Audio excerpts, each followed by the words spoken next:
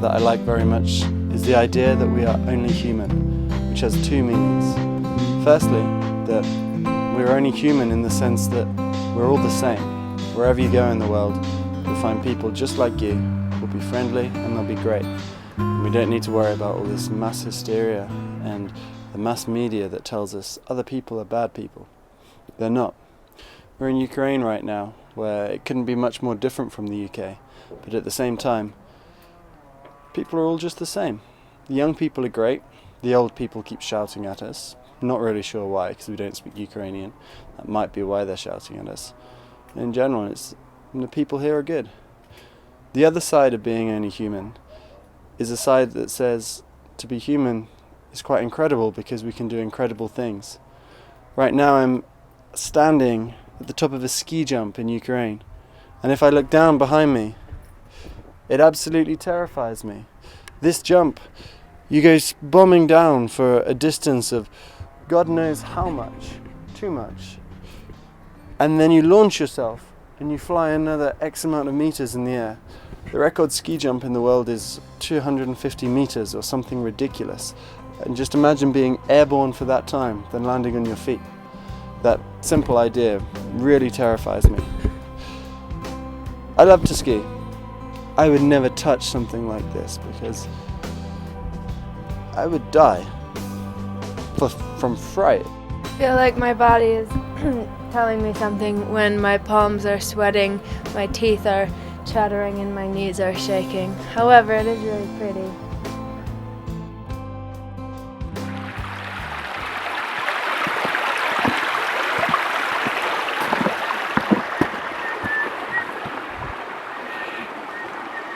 After the last couple of months of sleeping outside, free camping, just laying our head wherever we found ourselves at night, we decided to treat ourselves to a couple of days of luxury in the Ukrainian mountains.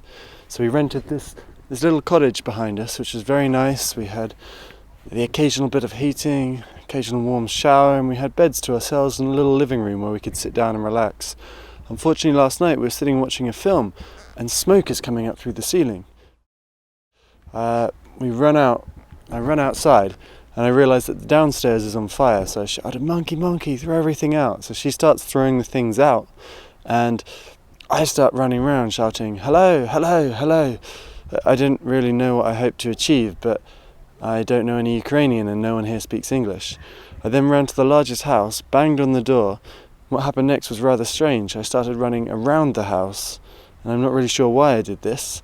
But fortunately I managed to attract someone's attention. They came out with a water hose pipe and sprayed it all down and saved the bungalow from burning.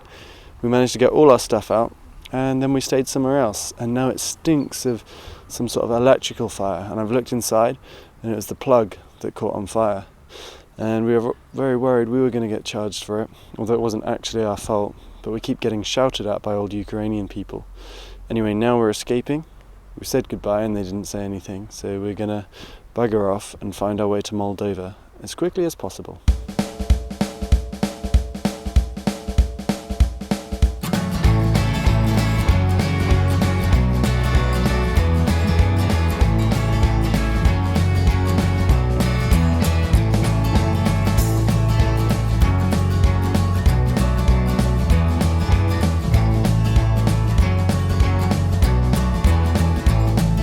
Sitting at the Ukrainian border and it's an absolute mess. There are cars and people everywhere and we have no real idea why any of them are there or what's going on. We handed our passport over a little while ago and we're hoping that at some point we do get it back, and we've been told to wait in the car. I got shouted at by the Polish border guard because I got out of the car, and apparently that's not acceptable.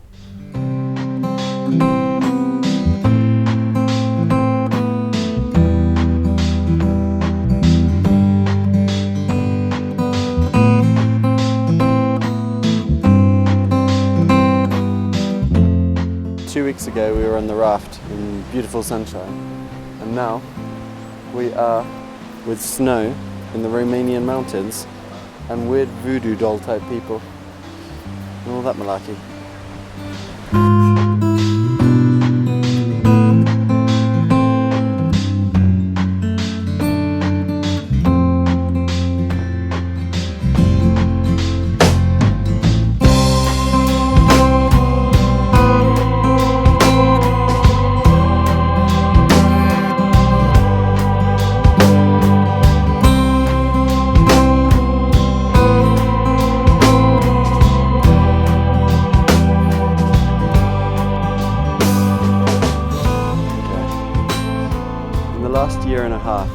hitchhiked probably around 20,000 kilometers.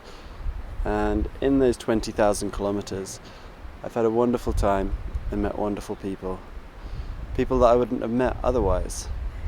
But for now, I feel like I'm done with hitchhiking. It's a great experience, but you can't just do one thing all your life. Unfortunately, I find myself interested in everything, but persistent in nothing, which is why I switched to cycling and then to rafting. And so for now, I'm done with hitchhiking, but I will do it again, sometime. And now we're going mountain climbing in the Romanian mountains. I'm excited.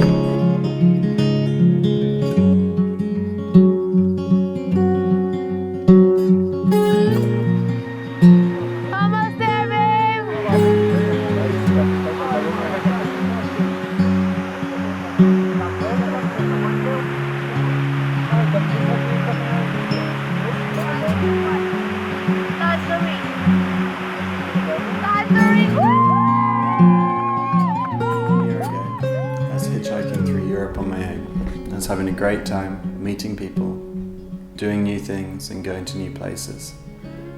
And I was on my way to Italy. And in Italy I was going to go and help out on a gay organic farm. They had bees, they had goats, they had everything I want to learn about. And it sounded like a wonderful experience. And then at the last minute I get an email when I was in Estonia and somebody said, "Oh, do you want to come and help in Poland and do a language immersion program? All you have to do is speak English. And in exchange you get a free hotel, 3 meals a day, and you get to have a good time." The farm in Italy then messaged me and said, we're actually full. So my plans were changed. And by chance, I went to this language immersion program. And when I got there, I met someone who I didn't think that I would meet. My monkey. And when I first met her, my initial impressions were very mixed. She was a pretty girl. She was speaking to me, she was friendly, but she was so different. She was scared of everything. She was scared of everything in the world. She didn't want to walk home at night alone. She didn't want to go near birds. She didn't want this or that. And I thought, oh God, this is the sort of person that I don't get on so well with. And within a few hours, she changed. And I think she's the bravest person I've ever met because she had so many fears and she learned to overcome them. She went hitchhiking, she cycled across a continent, she slept outside, she ate food from bins, she did everything that her mind was screaming at her, telling her not to. And for over 1 year, we've been together every day. And tomorrow she's leaving. And I don't know when I'll next see her again.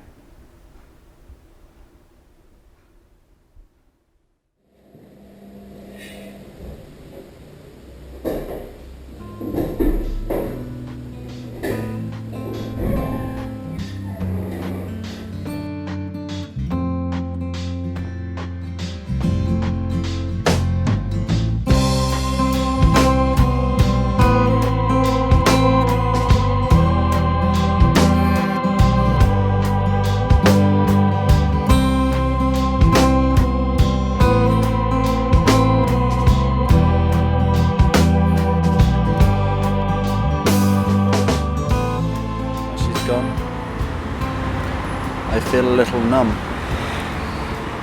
I don't know how I should feel. Just a sense of sadness. And I don't know what to do next.